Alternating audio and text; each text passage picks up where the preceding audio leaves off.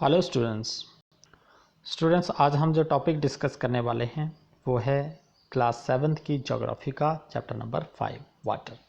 तो स्टूडेंट्स आज हम वाटर को पढ़ेंगे, इसके करैक्टरिस्टिक्स और फिर सर्कुलेशन ऑफ ओशनिक वाटर के बारे में डिटेल में देखेंगे। तो सबसे पहले हम वाटर को देखेंगे कि वाटर है क्या। Water is water renewable resources. सबसे ज़्यादा मिलने वाला जो इस अर्थ के ऊपर रिसोर्स है वो है वाटर रिसोर्स। वाटर जो है ये लगभग 71% जो अर्थ का एरिया है उसको कवर किए हुए है। It is therefore appropriately called the water planet. इसलिए अर्थ को वाटर प्लैनेट के नाम से भी जाना जाता है। It was in the primitive oceans that the life begin almost 3.5 billion year back.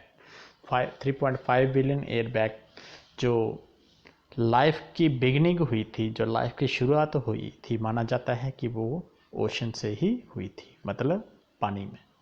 Fresh water accounts for only about 2.7%, जिसमें पानी तो 71% है, लेकिन जो फ्रेश वाटर है, जो यूज़ या पीने लायक वाटर है, वो उस 71 का 2.7% ही है, मतलब बहुत ही कम अगर इसकी परसेंटेज देखी जाए। nearly 70% of this occurs as ice sheets and glaciers in the Antarctica, Greenlands and mountain region। तो 2.7% को अगर हम देखेंगे तो उसमें भी जो 70% फ्रेश वाटर का जो हिस्सा है वो ज़्यादातर आइस शीट, ग्लेशियर्स इन अंटार्कटिका या ग्रीनलैंड और माउंटेन रीजन्स जितने भी है उसमें मिलता है बर्फ़ की शक्ल में। Fresh water account for only about 2.7% he fresh water हमें मिलने को मिलता है, और उसमें only 1% of fresh water is available and fit for human use, जिसमें से केवल 1% ही पानी अवेलेबल है जो ह्यूमन यूज़ के लिए फिट माना जाता है। It is found as a ground water, जिसको हम ग्राउंड वाटर के नाम से जानते हैं। As surface water in rivers and lakes and as water vapours in the atmosphere. उसके बाद ये सरफेस वाटर हमें रिवर्स में, लेक्स में और वाटर वेपर की शक्ल में एटमॉस्फेयर में मिलता है। तो इसको हम वाटर साइकिल के नाम से जानेंगे कि जो अब वाटर साइकिल क्या है कि circulation of the water from hydrosphere to atmosphere, atmosphere to then lithosphere और लिथोस्फीयर से फिर हाइड्रोस्फीयर में। तो इस प्रोसेस को हम वाटर साइकिल के नाम से जाना जाता है। वाटर साइकिल क्या है? एंडलेस प्रोसेस है, जिसमें जो सरफेस का वाटर है through the process of evaporation क्या हो जाता है, एवेपोरेट हो जाता है और चला जाता है हमारे एटमॉस्फेयर में। अब एटमॉस्फेयर में एक प्रोसेस होता है जिसको हम कंडेंसेशन कहते हैं। कंडेंसेशन वो प्रोसेस है जिससे हमारे बादल बनते हैं बारिश के लिए। कंडेंसेशन प्रोसेस के बाद प्रेसिपिटेशन होती है, यानी कि बारिश होती है। अब वो किसी भी शक्ल में हो सकती है, हेल स्टॉर्म हो सकते हैं, ड्रिजलिंग हो सकती है, रेनफॉल हो सकता है, फिर उसके बाद स्नोफॉल हो सकता है, या फिर हेल स्टॉर्म वगैरह हो सकते हैं। तो ये सारी फॉर्म्स ऑफ प्रेसिपिटेशन है। तो किसी ना किसी शक्ल में जो एटमॉस्फेरिक वाटर है वो ज़मीन के नीचे, ज़मीन के ऊपर आता है, तो उसे हम प्रेसिपिटेशन कहते हैं। अब जब जो एटमॉस्फेरिक वाटर ज़मीन पे आ जाता है, ज़मीन पे आ जाता है, फिर वो नदियों से होते हुए, लेक्स से होते हुए, नालों से होते हुए, बहते हुए फिर कहाँ चला जाता है? समंदर में चला जाता है, यानी हाइड्रोस्फीयर में चला जाता है। फिर ये प्रोसेस, फिर एवेपोरेशन होती है, फिर कंडेंसेशन होती है, फिर प्रेसिपिटेशन होती है। तो ये प्रोसेस लगातार चलता रहता है। इस प्रोसेस को हम वाटर साइकिल के नाम से जानते हैं। Distribution of water bodies. अब वाटर बॉडीज़ की जो डिस्ट्रीब्यूशन है इस तरीके से है। ओशंस में है 97.3% वाटर, लेकिन वो सारा वाटर क्या है, सलाइन वाटर है। बाकी बचा हमारे पास 2.7, उसमें से 0.2 जो % है आइस कैप के शक्ल में है। ग्राउंड वाटर हमारे पास 0.68 है, फ्रेश वाटर 0.009, इनलैंड सीज और सॉल्ट लेक्स जो हैं उसके बाद एटमॉस्फेयर में 0.0019 है, और जो कुल मिला के ये हमारे पास फ्रेश वाटर का जो शेयर है हमारे पास वो है 2.7%।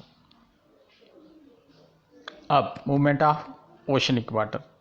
अब ओशन में बहुत तरीके की मूवमेंट्स मिलती है ओशनिक वाटर की, तो इनको हम 3 पार्ट्स में डिवाइड करते हैं, waves, tides and oceanic currents. अब सबसे हम पहले वेव्स के बारे में देखेंगे। वेव क्या है? Water on the surface of the ocean rises and fall alternately. समंदर का जो पानी है वो राइज और फॉल करता है अल्टरनेटिवली, एक बार राइज करेगा एक बार फॉल करेगा। इस मूवमेंट को हम वेव्स बोलते हैं। During a storm the wind blowing at very high speed form huge waves. और जब स्टॉर्म्स आते हैं तो वो प्रेशर के साथ, स्टॉर्म जो ओशनिक वाटर के साथ लगते हैं तो बड़ी हाई स्पीड की क्या होती हैं, वेव्स जनरेट होती हैं। एंड अर्थक्वेक, वोल्केनिक एरप्शंस और under water landslide can shift large amount of oceanic water. उसके बाद कभी कभार क्या होता है, अंडर द सी अर्थक्वेक होने के कारण, जब वोल्केनिक एरप्शंस होने के कारण, या फिर अंडर वाटर कभी कभी लैंडस्लाइड हो जाते हैं, जिसकी वजह से ओशनिक वाटर जो है उसमें मूवमेंट्स होती है, ओशनिक वेव्स पैदा हो जाती हैं, और बहुत सारे लार्ज अमाउंट जो ओशनिक वाटर है वो क्या करता है, शिफ्ट करता है from one place to another. As a result a huge tide waves called tsunami that may be as high as 15 metre is formed, जिसकी वजह से टाइडल वेव की जनरेशन होती है। उसको सुनामी के नाम से जानते हैं हम लोग, और इसकी हाइट जो है 15 मीटर तक हो सकती है। Largest tsunami was 150 metre high. जो आज तक लार्जेस्ट सुनामी वेव्स जिसको रिकॉर्ड किया जाता है वो 150 मीटर हाइट की थी। These waves travel at the speed of more than 700 kilometre per hour. तो इनकी मूवमेंट की जो स्पीड होती है वो लगभग 700 किलोमीटर पर घंटे की रफ्तार से मूव करती हैं ओशनिक या tsunami waves. Indira point is the Andaman and Nicobar island got submerged after the tsunami on 26 दिसंबर 2004। तो अंडमान एंड निकोबार में एक आइलैंड का लास्ट पॉइंट हुआ करता था जिसको हम इंदिरा पॉइंट के नाम से जानते थे।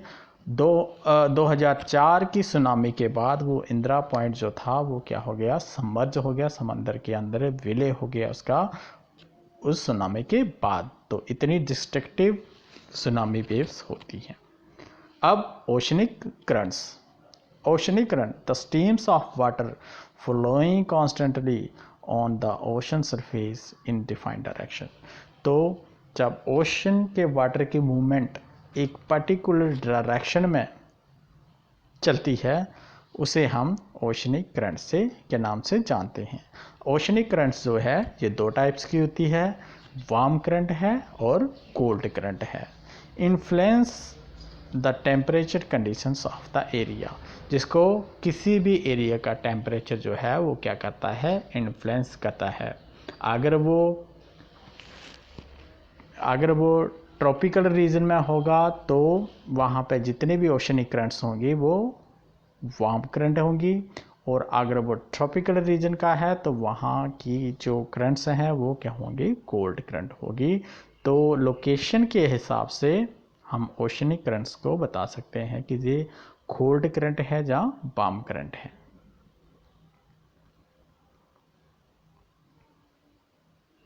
अब warm ocean currents originate near the equator and move toward the poles.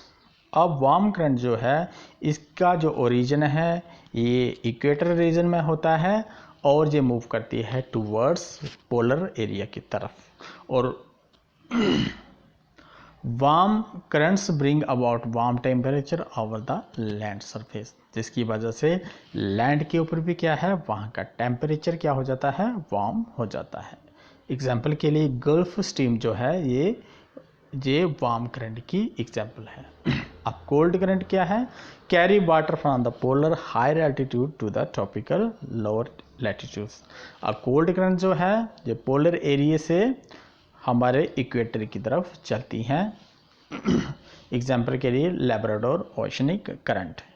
अब यहाँ पे ये where areas where the warm and cold current may provide a best fishing ground of the world. These are foggy, making it difficult for navigation. अब जहाँ पे cold current और warm current मिलती है तो उस एरिया में सबसे ज़्यादा फिशिंग की जाती है। तो सबसे बेस्ट फिशिंग का जो एरिया रहता है वर्ल्ड में वो यहाँ पे कोल्ड करंट और वार्म करंट क्या करती है, मीट करती है। These are the foggy making it difficult for navigation. लेकिन जहाँ पे ये मिलती हैं वहाँ पे का जो मौसम है वो फॉगी रहता है और नेविगेशन के लिए जो शिप्स होते हैं उनको देखने में बहुत ज़्यादा क्या होती है, डिफ़िकल्टी होती है नेविगेशन के लिए।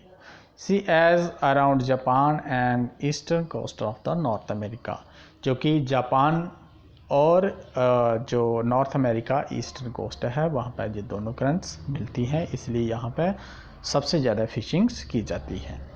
टाइड्स, सेकेंड मूवमेंट जो है ओशनिक वाटर की वो है, थर्ड जो है वो है tides. Rhythmic rise and fall of the oceanic water twice a day. अब रिदमिक राइज एंड फॉल जो ओशनिक वाटर का दिन में 2 बार होता है उसको हम टाइड के नाम से जाते हैं। टाइड हाई टाइड होती है और लो टाइड होती है।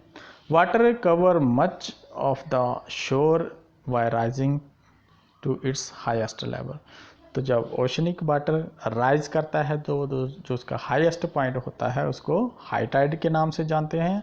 और low tide water fall to its lowest level and recede from the shores. अब जो वाटर का सबसे लोअर लेवल होगा उसको हम लो टाइड के नाम से जाना जाता है। इन्फ्लुएंस कौन करता है टाइड्स को, strong gravitation pull exerted by the sun and moon on the earth surface causes Tide.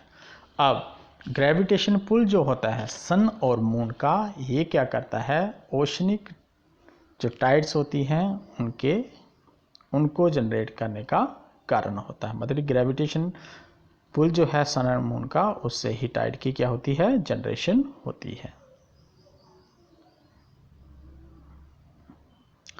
Water of the earth closest to the moon gets pulled under the influence of moon's gravitation forces and cause a high tide.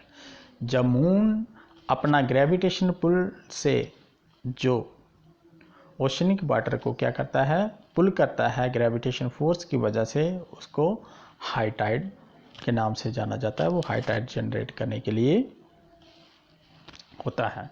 Spring tide और neap Tide.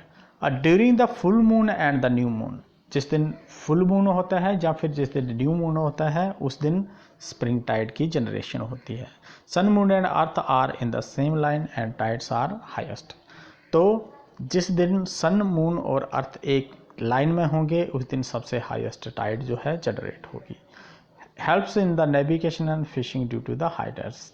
High tide की वजह से navigation और fishing में बहुत ज़्यादा help मिलती है। Helps the ships to arrive at the harbour more easily. तो जब हाई टाइड होती है तो जो शिप्स होते हैं वो हार्बर की तरफ, मतलब किनारे की तरफ बड़ी जल्दी पहुंच जाते हैं।